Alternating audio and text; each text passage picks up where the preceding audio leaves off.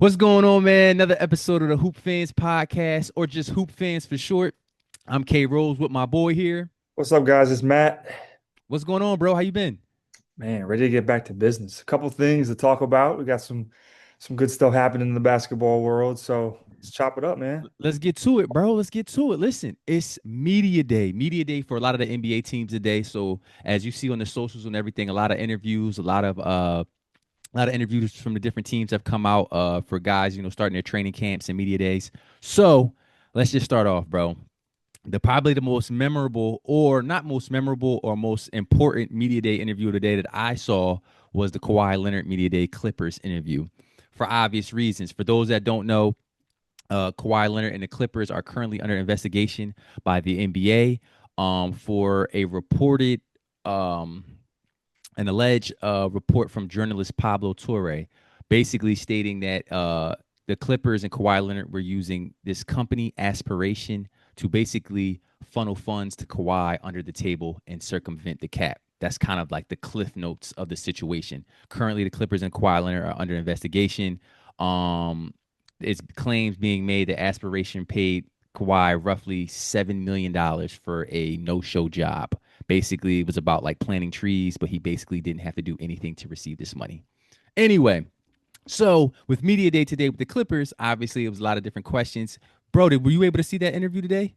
Yeah, I watched a little bit of it, and a little fishy, man. I don't know how to really take it. I'm still trying to digest it a little bit, kind of trying to understand everybody's part in this and try to just sort through the truth a little bit more because I think we're getting hit with like a little he said she said type of stuff right now. So It's a lot of things going on, and I yeah, mean, I mean, it's a lot of things going on. Like I said, the Clippers, the Kawhi, they're under investigation. The journalist Pablo Torre, he's pretty well known in the media space. It feels like he was dropping diss tracks, basically revealing more and more information about the alleged under the table pavements that yeah, Aspiration was playing Kawhi Leonard. I guess the biggest thing that I saw from his media day interview today with Kawhi was just like I don't think he handled the questions very well. And what I mean by that is Kawhi stated in his media day interview, none of us did any wrongdoing, and we invite the investigations. Now, obviously, those are things you would want to say to seem innocent, but clearly Kawhi Leonard and Clippers do not they don't invite these investigations because of everything that's come out, the alleged information that Pablo's exposing about all of this. Um, Clearly they probably wouldn't want to be investigated for any of this. You know what I right, mean? yeah, And I feel like it would have been better for Kawhi to just simply comment no comment because if they're under investigation, you know how with anything you have that excuse to be like no comment, it's under right, investigation, let the right. NBA do its job. I just feel like he didn't do like he should have just did that instead. Yeah, he deflected, but he made his deflection sound like we're not guilty. Well, Nothing but we have to worry about. right, but you have a lot to worry about, and it made it. I think his when he was saying that, it was the total. It gave the total opposite. It did. So And to act as that, and to act like this won't be a big distraction for the right, Clippers, for Kawhi and his teammates, yeah, um, it's kind of ridiculous. Kawhi's my favorite player, but this is absolutely going to be a big distraction on their season. Because not only will Kawhi have to answer questions about everything that's going on, the Clippers front office and the coaches have to answer questions. His teammates are going to have to answer questions, such as newcomers Chris Paul, Bradley Beal. Like it's going to be a lot of questions about this ongoing saga until the investigation is finalized. You know what I mean? yeah, no, absolutely, yeah. It's the biggest distraction. I mean, currently, and In rightfully the so. NBA. Yeah, in the NBA, it's like I said, man. There's just still a lot of I don't know if it's misinformation. I don't think it's misinformation, but I think the only source you can trust right now is Pablo Torre, however you say his last name. I was listening to him on the Dan Lebitard show, and he was talking about this one guy, this one Sandberg guy who got in some trouble before with his business ventures. And I guess Steve Ballmer had put like 1.8 million or something into this business venture, and then he was talking about, well, now Steve Ballmer's kind of victimizing himself or and kind of just making it seem like this isn't what it is and So I think we gotta wait a little bit before some more information comes out. Don't want to jump the gun and say Kawhi knew better, but I don't Yeah, we know. can't jump. I mean, it's all Right, alleged at this point until the right, investigation comes out. But like I said, anyone who isn't familiar with the story, millions of dollars that they're saying Kawhi is being paid basically to do nothing right. in an attempt to seem like he's endorsing this company. And it really could have been they're alleging that the Clippers were just using this as a way to pay him and not have to be Yeah. affected by the cap. So we'll see. I definitely feel like it's going to be a big distraction, but I will say this based on his demeanor, I do feel like Kawhi is exactly the type of player where none of this will affect his individual Right. play. He's just coming up to hoop, bro. You know what I mean? He's showing up to work and he's leaving anyway. So I think he's gonna hoop fine, but it may Yeah. distract the team overall. Yeah, man. Um, It's gonna be interesting for it's going to sure. be interesting for sure to see how it goes. Last thing I'll say on this potential punishments, if found that the Clippers and Steve Ballmer and Kawhi were a part of this, potentially at worst, Kawhi could have his contract voided. And that could lead to a very long suspension as well. So that could be very, very big. That's why this is a huge deal for anyone that doesn't know. Moving on to what could potentially be a distraction. But watching some of the Lakers Day media day interviews, LeBron James, obviously a big topic, was the end of his career. He's entering his 23rd season. So a lot of the initial questions in his media day interview were based on basically, is this the last season? Um, One of the questions that one reporter asked was, how much does a young star playing with a young star like Luca affect LeBron's retirement decision? And I actually liked how he answered this. He stated it has zero effect on his retirement decision, but playing with a young player like Luca motivates him to play at a high level because he's next to a talent like that. Basically paraphrasing. What's your thoughts, bro, on LeBron entering his 23rd season and that hanging in the air as well for the Man, Lakers? I watched a little bit of the media day here throughout the day, and I was thinking, man, like I think we just take. I mean, this isn't a hot topic either, but like we take for granted the longevity of LeBron. Like 23 years, never been done, and we're just like, it's bro. If it was any other person, this would be like an incredible feat. I mean, it's. I'm not saying it's not an incredible feat because that's actually what I'm You're saying. saying it's an incredible feat. This is an incredible. This is amazing, and I don't know, man. I just feel like because it's LeBron, they're like, yeah, this is what he's supposed to do. But it's not taking away, at least in my opinion, how incredible it is.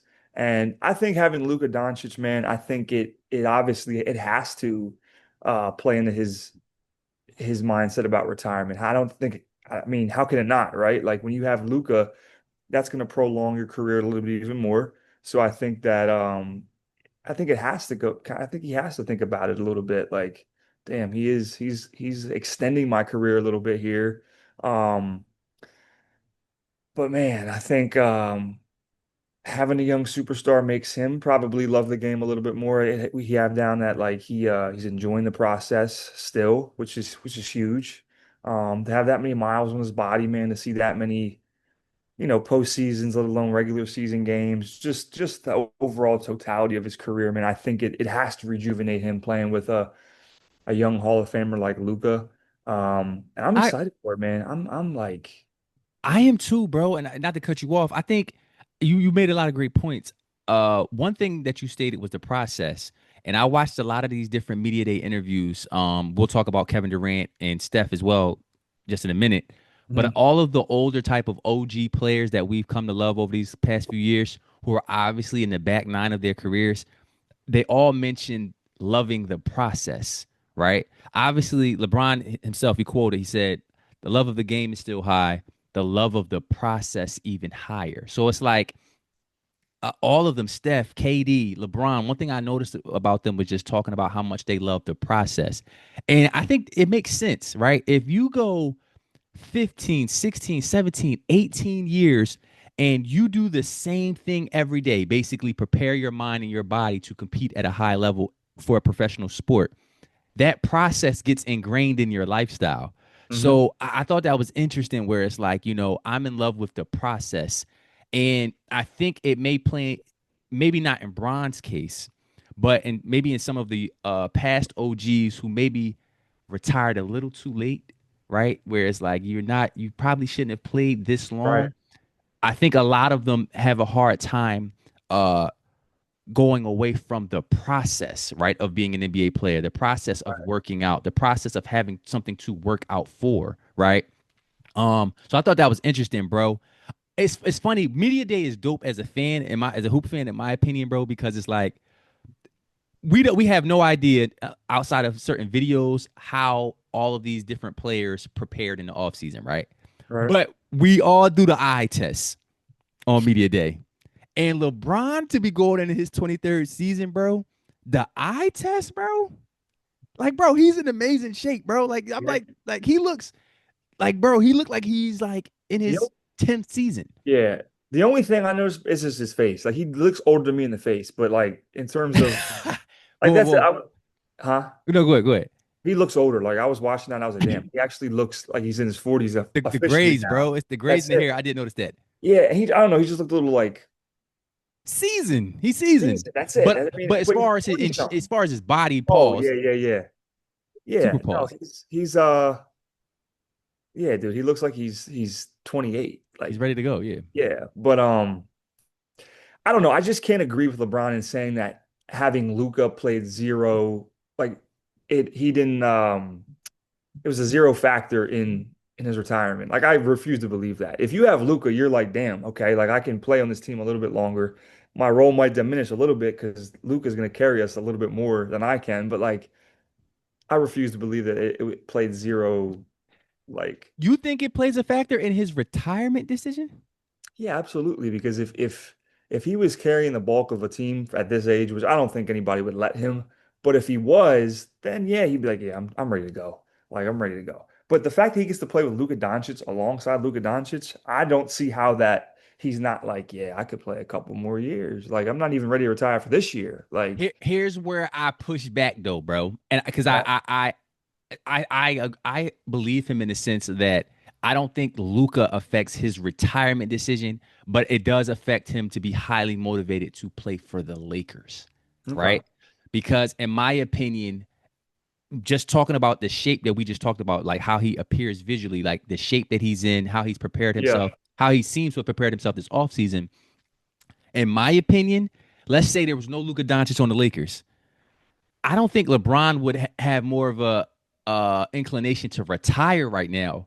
I think he would have more of an inclination to leave the Lakers and go to a team that can help him compete. You feel what I'm saying? yeah. No, that's a Yeah. good point. That's a good point. I think if Luca wasn't on the Lakers and it was just him, let's say they traded Anthony Davis, it was a bad trade. They didn't get a value for Anthony Davis, and it Mhm. was LeBron having to carry the load every night offensively. I think he would be looking for a different team instead of trying to retire. Yeah, that's a good point. Um, okay, so they didn't resign him, did they? Like to an extension for after this year, right? The Lakers. LeBron James, as of currently, he will be a free agent after this year. So do you think that, let me ask you this a little bit. Do you think that he feels like this is a little bit of a tryout to kind of see where he's at towards the end of the season? Do you think the Lakers, or what Oh, do you think about that? For who's evaluating LeBron or the Lakers? Who's evaluating the tryout? LeBron or the Lakers? Lakers are evaluating LeBron to see, okay, if he can, you don't think at all. I think the Lakers have all intentions to move on from LeBron, regardless of how LeBron. You got to understand, bro, and we know this. LeBron was All NBA last year. Right. So there's nothing to evaluate in terms of coming into the season. There's nothing to evaluate. He was a all NBA. He was a top 15 NBA player last year at Yeah. age 40, 39, whatever. So in my opinion, by not extending him right now, I don't think there's anything LeBron can do on the court for the Lakers to want to bring him back, or else you would have got the contract extension done already, Yeah. in my opinion. I Yeah. think the Lakers are fully intent on moving forward and building around Luca. Um, so that's going to be, and that's part of why we even bring this up as far as distractions, because it's like, how is this going to play out? You know what I mean? Yeah, yeah. The more we think, the more we talk about it, actually, then I kind of changed my stance on that a little bit because that makes sense now that we're talking about Luca in playing zero role and him wanting to retire or his thoughts on retirement because it's not like we say that to say like because it's probably not gonna he's not gonna have an extension at the end of this year like with the Lakers. So We're it's assuming, but it doesn't seem yeah, that way. It doesn't appear yeah, that way from reports that yeah. they're going to offer an extension. So it's a little bit like it's now or nothing like with them those two at least. It appears so. And again, we never know. LeBron could retire after the season for all we know. I don't know. We Hope all not. assume as hoop fans that he's going to be looking for a retirement tour. So it doesn't appear that way, but we'll see. Last thing on the LeBron front to close it out, he said this, but he said he wasn't waiting on Bryce. So I don't know if I believe that. I don't know if I believe that because I feel like LeBron is the type. If you did all of that for Bronny, if you could squeeze out a few more seasons and get your second son in the NBA and play alongside or against him, that's just a like LeBron's all about the storylines, in my opinion. I think Right. that's a fire storyline. Two sons, that adds to the GOAT case. So I don't know if I believe Bron on that. Um, so moving on, I did watch Kevin Durant's interview. Obviously, Kevin Durant, uh, he was traded to the Rockets this offseason from Phoenix. The first thing I noticed was this, bro, because we just watching the interviews, we watching appearances. Yo, KD had a fresh cut, bro. And that joint, he had a fresh boy. He had a fresh cut, and that joint was brushed. Like it was brushed. Like it wasn't like, and that's how you know the I didn't even peep memes, that. bro. That's how you know the memes. They infiltrate your mind as a hoop fan because it's like, you just the meme of him not brushing his hair Yeah. or photoshopping a brush on his joint. His joint was fresh, bro. It was low. He had the Doc Rivers, but Super it was low. fresh and brushed. Yeah, I So was about I to was say like, because he doesn't have a whole lot of hair growth going there anymore. We love you, KD, but I'm just calling it how I see it, yeah, you man. got to call how he see it. But I was like, oh, he's focused. He's Yeah. focused and motivated. You know what I'm saying? Because he's focused and motivated. He was asked. He said that he does see himself signing a contract extension with Houston. He doesn't know when that will happen, but he does see himself doing that. Um, he was asked by one of the reporters about his legacy, and I thought his answer to this in terms of he stated basically that he was confused about the definition of legacy these last few years. But the biggest thing for him is basically the relationships that he builds within the organization, Yeah. and on a human aspect. And I thought that was interesting. Just Yeah. hearing that. What's your thoughts on that, bro? I was actually thinking about this when we were talking about LeBron a little bit earlier, but like I think that media day, and I don't know what it is, maybe it's just because it's the freshness, the news of the start of the season. You start to get these replies and these answers about, oh, the human aspect. We're human beings, we're not just basketball players and all this. And I know I completely agree with him. I think KD's always been a little bit of like a philosopher, if you will, like kind of and you have, I mean, we all know Kyrie's one of those guys. And there's a bunch of them, but Very spiritual. very spiritual. They got a lot of internal consciousness. I think they're very reflective guys. They be high too, bro. Let's keep They it a do be bean. high. They do. Katie, They Katie do. is known to be high. Like that's Um, known. well, yeah, like just kind of to answer the legacy question. I think obviously Katie's legacy is cemented. He kind of went about his career a little different ways, and some people have obviously opinions on that, but I don't know why he would be confused about it. I think that we hold him to a different standard sometimes, but um, I think he made his decisions. We obviously see those, we judged him, but um, Here's what I would say. Here, the thing with Katie is this: if he doesn't finish his career with another championship, if he doesn't win a championship with the Houston Rockets, mhm. he probably his legacy will be that he will not be ranked properly in terms of his ability, his skill set, and his production as an individual player. I think that will be Katie's legacy unless he wins another championship, most likely in Houston, Yeah, because the talent level that KD is, the production that he's had over the years, the scoring ability, just his game, being something that we've never seen, being one of the first unicorns in NBA history, he should be universally regarded as probably a top 10, if not top 8 player in NBA history. But if he doesn't get this next championship, his legacy, he won't be ranked that high by most people, right? Um, and I agree with you, bro, in that he should understand what legacy means because the fans are quick to tell him about his legacy Right. all the time on Twitter, and he Yeah, claps backs all the time. he does. But I also think I understand that he has to take this. He has to take that perspective, right? And I think, in my opinion, KD, out of every superstar in the NBA, I think he's the quickest one and the first one to remind us that this is just a game. As Yeah. diehard as we are, as fanatical as Hoop fans as we can be, he's quick to remind us that this is just a game. And you can see that when you talk about the human perspective and the relationships you build within an organization, and how they're more uh the lifelong relationships you build in this game. He's talking about something that's above basketball, right? Yeah. Yeah. And I think that KD, like when he says it's just a game, it's just, don't take it so seriously. I think that he never forgets either. Yeah, it's just a game, but this is his livelihood, and he's putting just as much time and effort into mastering his craft as any regarded Hall of Famer.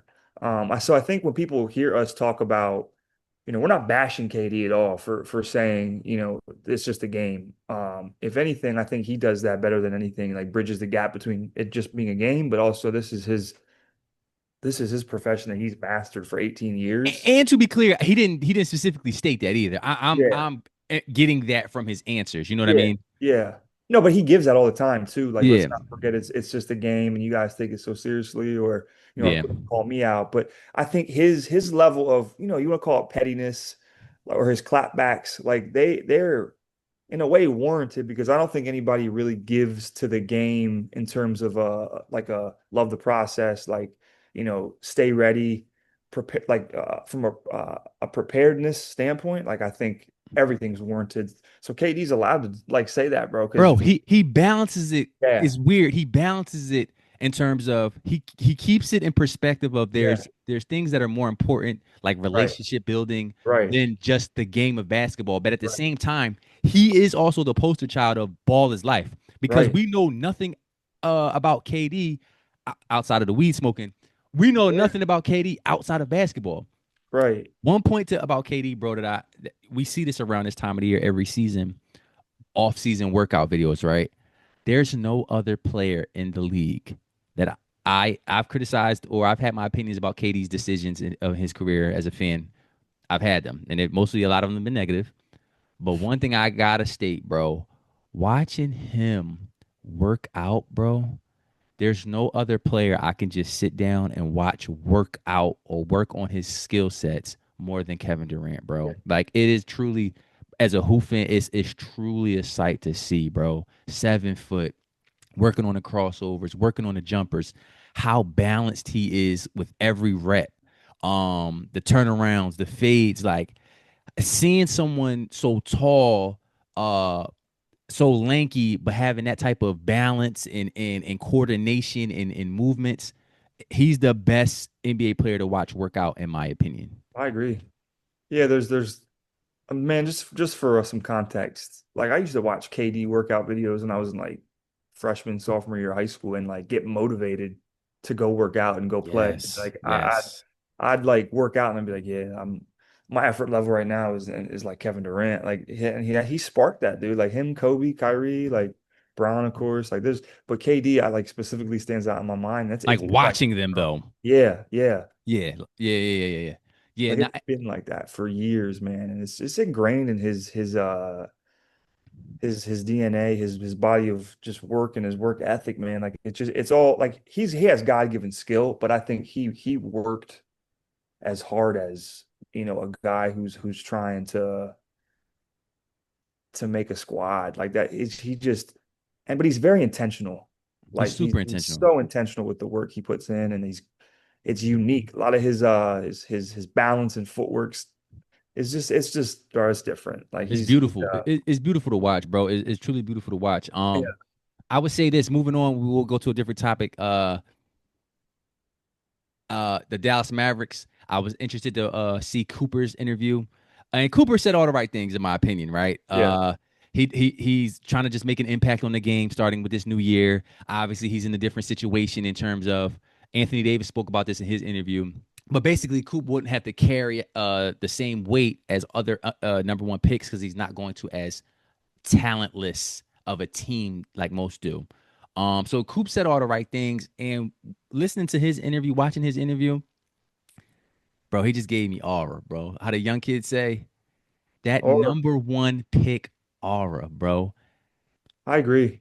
Like where you could look at Coop, and if you a Mavericks fan or you just any NBA fan, you willing to put your money that this young man could carry your franchise. He got that aura, he got that swag. He has it, bro. I think I don't know. Like, I don't really know how to say this, but I think aura is a great word. The But young like, ones, they got that term, bro. You yeah, know what I'm yeah. saying? I want to say this real quick. I don't know if you've seen the pics circulating, but he was at a and guys, I'm not a golf guy. I don't know. He was at some golf event, Ryder some Cup, the very Ryder Cup. Ryder Cup. I saw him a pic of him and Mike, man, like Mike. talking. Yes. Shop MJ guys like Michael Jordan. He was I picture him dapping him up, right? So like he clearly has communication with the GOAT, which like to see a picture of that, like obviously you might believe it if you heard stories, but like to see a pic of that in real time happening, I'm like, 15 years from now, that picture is going to be one of them joints that right, yeah, exactly. You see the history right there. You see it in real time. Like it's like already, bro. so I'm thinking to myself, damn, he's got the greatest of all time. Talking to him, I wonder what that's doing for his confidence. His it's just, bro, it's got to feel like the biggest boost that the GOAT knows who he is. He's aware of him. He's conscious that I exist. Like, so, and then to go back onto the point where you're talking about he's drafted by the Mavericks, I think this is the perfect spot for him. I think this is where he doesn't have to shoulder the load nightly, but you're going to see glimpses of of how special he is. I mean, I've been saying this for a minute, dude. I think he's a combination, a hybrid of KD and Andre Karolinko. Like, I think Ooh, I might catch ooh, some for that. But like, ooh. the Karolinko side, I don't think I is don't think that's totally my debatable. We're top. not yet. But but Ooh. KD. I Ooh. forget who they were comparing him to, but like I think very similar body. Obviously, he has like the intangibles defensively. The length is like Karolinko was because he was a disruptor. Um, but I don't know, man. I think the KD gets scary for me. Okay. Any KD comparison gets scary to me Yeah. Yeah. because of the shooting aspect. Like KD is even back then coming into the league was so pure of a Yeah. shooter. But I understand, bro. Like it's not out of it's not an impossibility. hmm Who do you see him like? What is his archetype? Who do you see him like? Who does he remind you of? Bro, it's hard to say because Yeah. he ventures. I don't think he's so tall that like I hear that KG comparison and I hate it. And I understand maybe they do it because of defensively, but he's not tall enough to be What is he, KG. 6'8"? Is he 6'8" or 6'9"? Coop is like 6'8", 6'9". Okay. KG was a 7-footer coming in the Right. league as a Yeah. high schooler. I don't love that I don't comparison. love that. And I Yeah. understand maybe so I think I love the Karolinko comparison defensively and Right. versatility wise. I think he's a little bit more offensive minded. Yeah. So is it a Grant Hillish, but maybe a Grant Hill that could shoot the ball?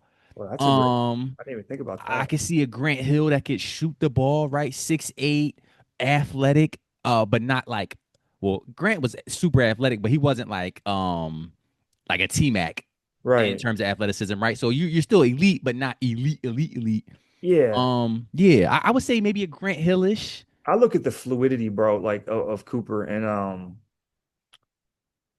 Grant Hill had some wiggle. He could, but I know what you mean in terms of like athleticism. He didn't have like the fluidity as like a T Mac or and I kind of that might be a good comparison for Coop because Coop has the fluidity in terms of like the jumping ability to like dunk off 1 and 2 with both hands and like go over 1 or 2 feet off a dribble.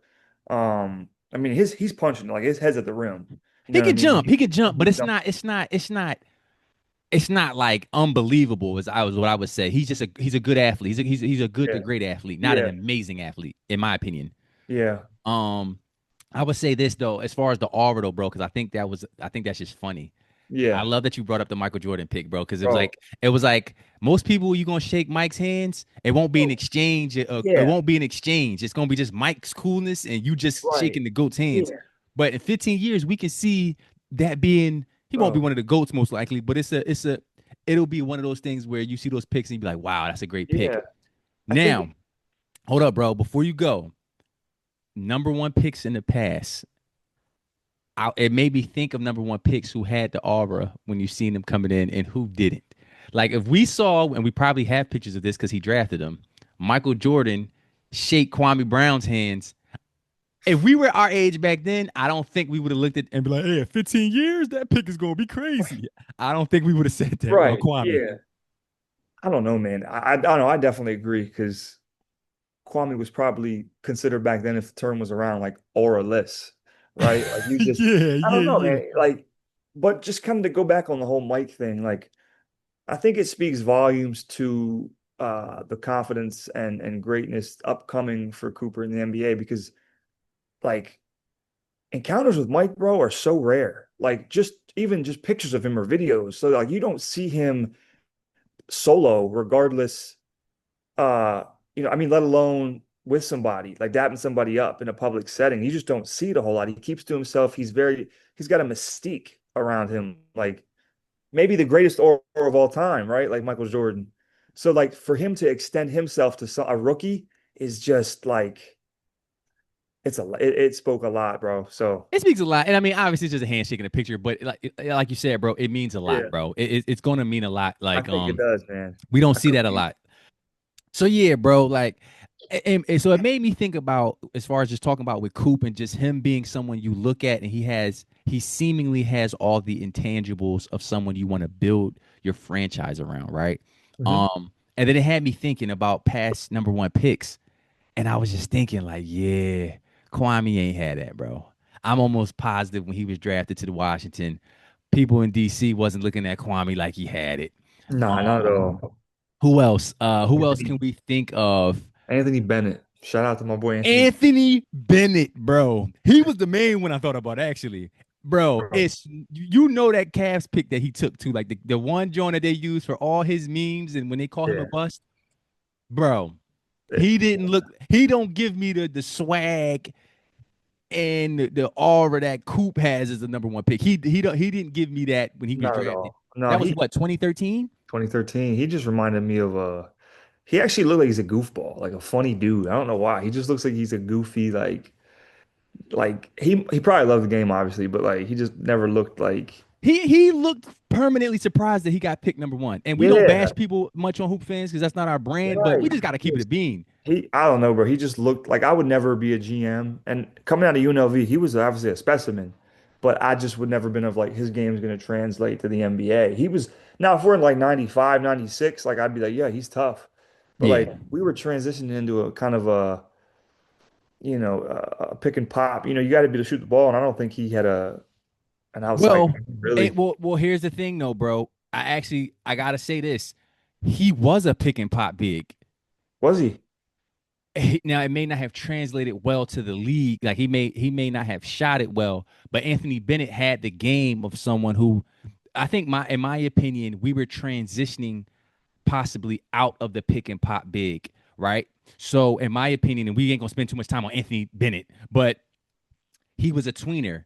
He wasn't. He was kind of short for the power forward position, Yeah, he was like 6'8", right? 6'7", 6'8". 6'7", 6'8". So he was kind of short for the power forward position in terms of being able to use his height and size to really dominate. But I also think he was too slow and big to necessarily be a true small forward. So he was a tweener. And I think when he got drafted 2013, bro, they were transitioning out of pick and pop bigs as the power forward and just putting another small forward in that slot. And that's what we saw as Steph started to grow in Golden State and people started copying them. You're just going to put an extra small forward at the four spot, which is what they do now. It's no That's true. real Yeah. power forward pick and pop anymore, right? The power forwards are now centers today.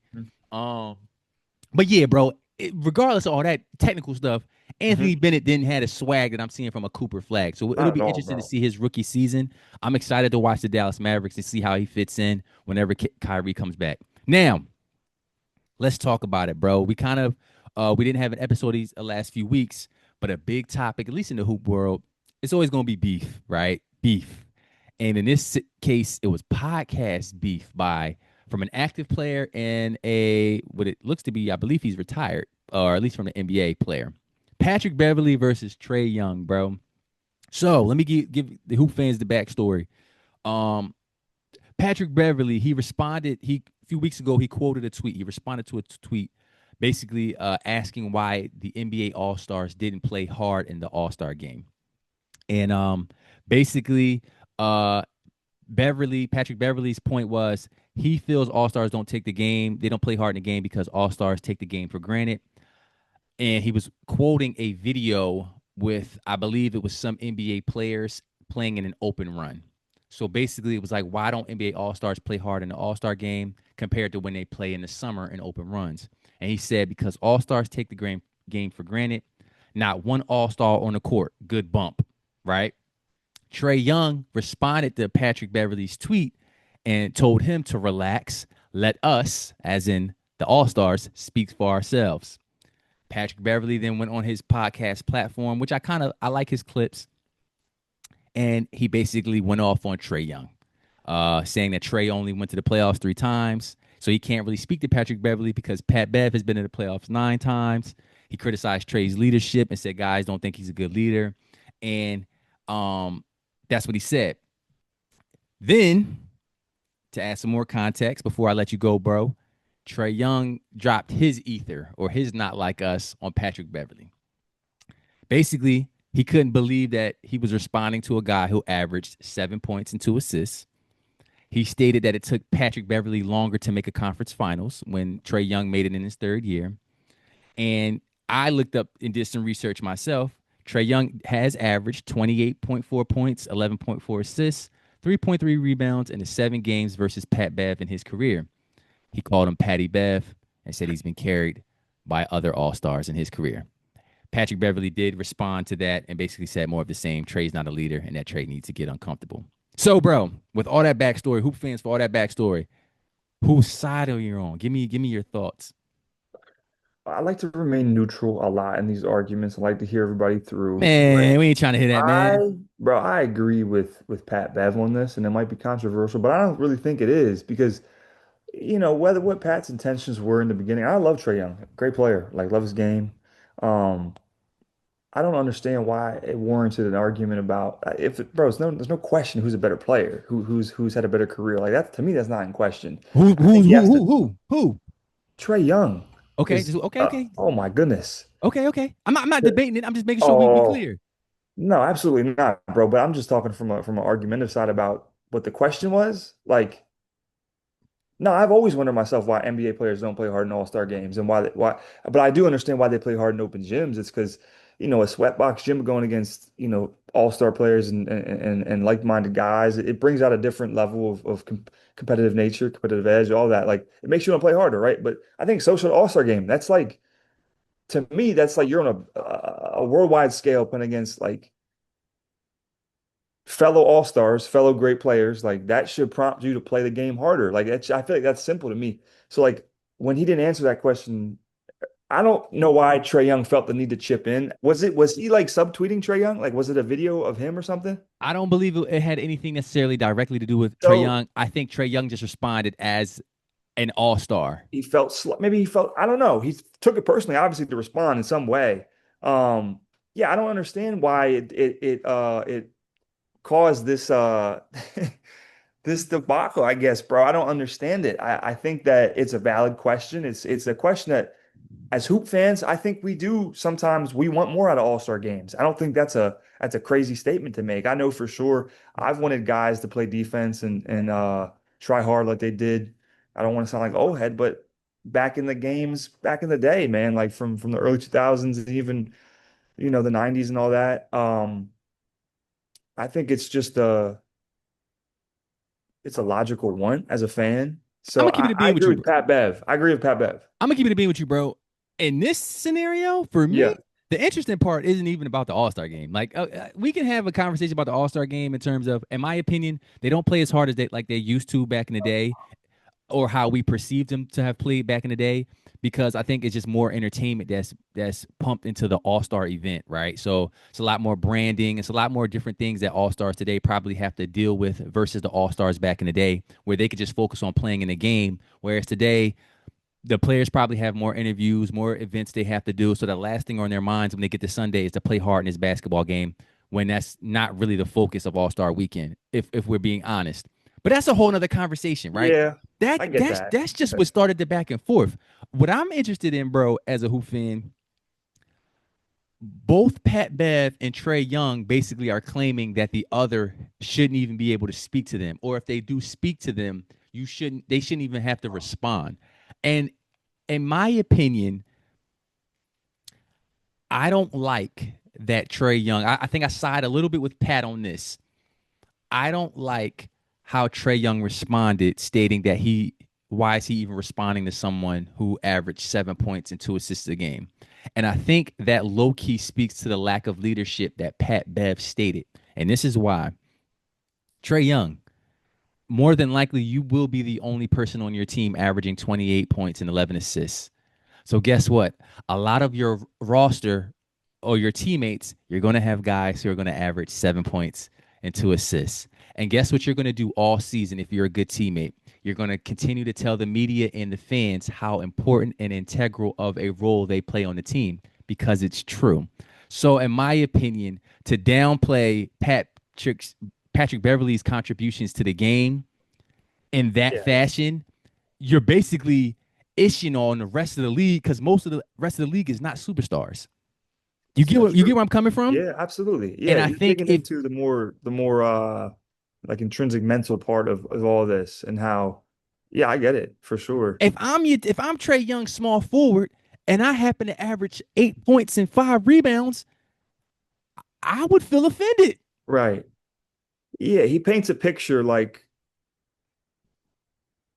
the 7-2 guys aren't an integral part of the team and that like we get it, man. Not everybody can average that many points a game, but like you're gonna say, like you said, your teammate, you're gonna bash Pat Bev when you have guys like Pat Bev on your team, On like your team. right, that are right in front of you, and they probably feel slighted. Maybe not, maybe they do, but like, yeah, the They probably don't disrespect. care. But Yeah, I think if you were thinking as a leader, bro, yeah, you will be mindful of that. You will be that's a good mindful point. of that, That's right? a And I good think point, that bro. speaks to what Pat is referring to. Right. Um, Can I say one Now more thing? go ahead, bro. It's funny to me that he would say, "Why am I talking to a guy who averaged 7?" When you responded to him first, it wasn't like Pat, like to my knowledge, like I said, called him out. It was just No, like then you're having these active thoughts in front of the world. It's just weird to me. It's a bit strange, dude. It's a bit strange. it was a bit strange, but I like the discourse. Sometimes you got to have a discourse. Now, where I side with Trae, um, I thought it was a good point that Patrick Beverley made it a point to speak about the playoff appearances, how he only missed the playoffs one time, and and he spoke about the Western Conference Finals and all of that. I thought it was a good point by Trae that it took him less time and at a younger age than Pat Bev to make it to a Western Conference Finals. I think Yeah. I have to give that point to Trae, and Trae was the leading player on, like he led that Yeah. team No. versus Patrick Beverley, who is a role player Yeah. and doesn't have that particular role in terms of leading a team to the playoffs. I thought that was Trae's thing. That doesn't mean that Patrick Beverley can't criticize Trae, but it is there is a distinction that should be made. Let's be Yes. clear. Yeah. Yeah. I'm not gonna say it's foolish, but yeah, there's this distinction that needs to be made before you open up your mouth and try to say, hey, like there's an argument to be made that I'm actually a better player than you when like no, that's why I felt so strong in the beginning when I was like Trae Young is absolutely better because to me like yeah, some of the team awards that you've advanced to some rounds quicker than maybe this guy or this guy, like that doesn't make you a better player. So, so I yeah, agree. bro. I agree. Uh Bro, I think it's been a great episode. You know what I mean? I think let's do some quick hitters and we out, bro. Let's do it, bro. Uh NBA's new half court heave rule. Basically, I'll read it verbatim. Any shot taken at least 36 feet from the basket in the final 3 seconds of the first 3 quarters, provided the play started in the backcourt, will only count as a team shot attempt, not an individual player's attempt. Basically, final 3 seconds of a quarter, Steph Curry catches the ball at the opposite foul line. If he shoots that ball, even if he misses, it will not count as a shot attempt on on the stat sheet for Steph Curry. It will for Mhm. the Warriors. If he makes it, it will count. Bro, Do you like this rule or do you not like this rule? I do like it, and I think I'm being selfish when I say I like it because if I was an NBA player, I would love it for myself. I would want it to count for me if I made it. I wouldn't want it to count against me if I missed it. I like it. You a shooter too. Let's be I'm a clear. You was shooter. a Yeah, shooter. guys. For some context, that was my role, man. Anywhere in that court, man. Shooter. But Shooter. yeah. So I think just from a selfish standpoint, like I've had those moments where I missed like heaves, and I'm like, damn, I probably shouldn't have shot that. I should just dribbled it out or like just passed it off. But but yeah, I mean, I like it. I don't think it's gonna come with a lot of like I don't think people are gonna be like, I hate that new rule. Like I don't think it's gonna come with a lot of criticism. It might, but like I don't think the common NBA watcher is gonna be like, yo, I don't that new think people are going to rule. care Yeah. as much. I don't think people are going to care. I'll be honest. I don't like the rule Okay. because I don't like the rule. I just think it's a cop out. It's simple as that. I just think it's a cop out. I just think like it.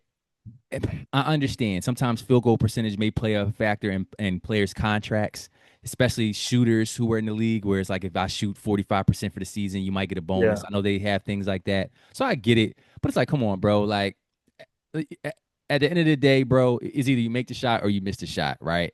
I would have rather the NBA just continue to let guys expose themselves Right. as players who don't want to shoot that shot instead of making it a rule to allow those guys to have the freedom to shoot. Like, I don't think it's that big of a deal. Like, continue to let those guys expose themselves as people who don't want to shoot that shot. Right. And you go from there. Like, I don't like that the NBA felt like it was a rule that needed to be made. I just think it's a cop out.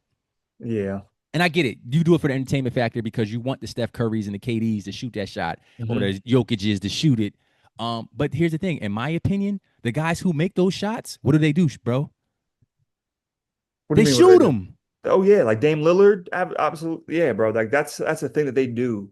So like, but I think it doesn't make a whole lot like of a difference. And I was like, I felt differently before this, but I'm like, you know what? Like they don't shoot enough of those. The guys that do them, that's where it's going to bring their field goal percentage down It's like one shot. significantly. It's not going to do a lot. So like, Yeah, so this to me yeah, the rule. I it's just silly. It is I just silly a little it's a bit. cop out, bro. In my for the NBA players as a cop out, I get why the league did it because they Yeah, want more entertainment and maybe it'll have more. yeah, Um, lastly, bro, we can finish with this. This is a fun topic, bro. Uh, we're gonna go quick. Jason Tatum, he spoke about his top three. He said basically, if you don't have, he can't respect an opinion. Paraphrasing, yeah. if you don't have Kobe, Mike, or LeBron in your top three, which is a take that's probably shared by a lot of hoop fans. My only issue with it was that I just feel like when newer players come out and say that, newer NBA guys come out and say that, a lot of times they disrespect the legends of the past decades, right? And I just think that that happens as time passes Right. because, in my opinion, you know, certain guys may maybe not LeBron and Mike. Kobe's my favorite player, but he could possibly get bumped out of a top five by a Magic Johnson, a Tim Duncan, a Shaquille O'Neal. Like I don't know if Kobe's top five is set in stone. In my opinion, I may have him in my top five. I don't think he's set in stone. Now, the this led me to this, bro. As hoopers, what's the latest decade that you could drop because they don't seem to respect the older generations? Me and you, what's the latest decade that you could drop us in and we could be successful in the NBA? And you can define success by however you want, bro. It could be all star, just be a good player, whatever the case may be. What's the latest decade you could drop me in, you in? All right, here 50s, I'm an MVP. Oh, 60s, I'm an all-star. oh, Let me not say Hall of Famer, but I'm gonna make multiple I'm a Hall all-star of Famer in the appearances. 60s. I want to be humble about this. 60s, I'm an all-star consecutive years. I'm helping my team, man. I'm putting up some great stats. 70s, in the 70s I'm doing the same thing. 80s, 80s I'm a role guy. 90s, damn. 90s, I think I say this. 90s I'm a practice guy. Steve Kerr? No, I'm better than Steve Kerr. Um, Oh, and it's yo, just, bro, let's be clear. He was a I'm very, role player for a championship team, so you're better than Steve Kerr. yeah, You would have helped Mike more than Steve Kerr back then. yeah, Hey, I'm not mad. I just want to make sure we know what we saying, bro. You bro, would have yeah, yeah, really yeah. okay. I'm So taller than Steve Kerr. I got the same shooting ability as Steve Kerr. Bro, you bro, drop me off. I'm a great value Klay Thompson for that Bulls. Great value. I didn't say I'm Klay Thompson. I'm I not said I'm mad a at great, it, bro. I'm I a know your great value. game. I'm a great value Klay Thompson in the 90s NBA. Um 2000s. Oh, 2000s I'm a G League dude. Overseas dude. That's it. I guess you could say like in the 2000s, You're done. probably not yeah, man, probably not. Probably not. I'm with you, bro. So so many. So to go quick, because it's gonna be this our last one.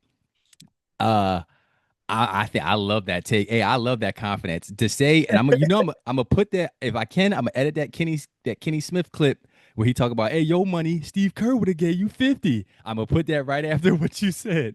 I Nah. don't. So for me, 50s, 60s, 70s, 50s, 60s. I'm a Hall of Famer. Yeah, for I'm a Hall of sure. Famer. I You took got me. You're mentioning Kyle Michael Rose, K Rose with Oscar Robertson, 50s and 60s. yeah. 70s, 70s. I'm probably an all-star or starter, all-star Mhm. starter. Mhm. 80s, I think 80s, I have potential to be. I'm a starter in the 80s. I think I'm a starter in the 80s. Yeah, I'm a starter in the 80s for sure. No doubt about it. I'm a starter. Okay. 90s, I think I have a chance to make the league. So I think I would make the league. I think I have a chance. It could go as a wide range in the 90s, but we get to the point where it's getting difficult. I I don't think you're think making the league. I think you, and let me ask you this, not to butt in. go ahead. Do we have the same skill set we have We're talking currently? about me and you. Our hoop fans probably don't Yeah, even know how we play, but we just going off our knowledge of how we hoop. bro, no, like, Here's the thing. yeah, you could play. Early 90s, I Sure. think I definitely make the league. Late when we get to about 94, 95, when AI and all them was coming in, Yeah, it'd be hard to guard, bro, because I don't don't think don't put me on Shaq, Patrick Ewing, Hakeem. I don't bro. want to guard Penny Hardaway. I don't want to guard Grant Hill. I may not make the league in the late 90s. I think that's where my luck ends. But I definitely think I'm a starter in the 80s and I have a chance to make the league in the 90s. If I'm being honest, this past decade, I'm not good enough to make the league clearly. And the decade before, I don't think I think I would have a chance, like I said, maybe G League at the highest, but I would have to it would have been tough to make the league in the early 2000s. I think Oh that's yeah, when the yeah. talent in the NBA is unbelievable, bro. Let me ask you this, Kyle. Do you ever watch games from 90s and early 2000s and you're like the speed of the game, I don't know what it is, but it doesn't, and we're just talking about that because that's the era we just kind of literally just spoke about. Um, do you ever kind of have this weird like you can't gauge how fast it was, but you can gauge obviously now you can gauge how fast it is and you can tell on TV like it's a fast game, physical, strong, everybody's tall. But for some reason, bro, I don't know what it is. I know they were high level guys, but I just sometimes I'm like, damn, maybe it wasn't as fast as today. And then I'm like, nah, it was. I Like those think it's guys the were just, era too, bro. I think there's a few factors. Number one, we have HD, so like, and we have that's highlights true. and clips. True, true, So true, how we true. perceive the game just on a television basis, it's not the same as when we watch old highlights or old throwback hardwood games, right? Because Yeah, the quality of the television isn't the same. That's number one. that's Num- true. Number two, I just think we're watching a totally different game. So in the 90s more so than anything in the early 2000s, it was the dead ball, slow pace. They were That scoring 70, 60 a game. that's So very they true. wasn't up and down like this. It was a lot of like physical, like Yeah. slow, like, it was a lot of post up, like it was a lot of that. So that I don't think the speed of the game was the same, which is why even though I'm a skinny hooper, I think my game would have flourished because I have a 90s turnaround, fade away, Yeah. mid-range game. But so I say all that to say, I just think we're watching two totally different games and we're watching it through a different lens. You know what I mean? Mm. Um, but yeah, bro, I think anything else you would like to add, bro? I think this has been a good episode. Yeah, I think we hit everything. I think we went in depth on a lot of stuff, man. So that was I don't got anything else for you guys. Bro, episode 0 of the Hoop Fans. I'm K Rose. It's my boy, Boy, Matt, and we out. let's go.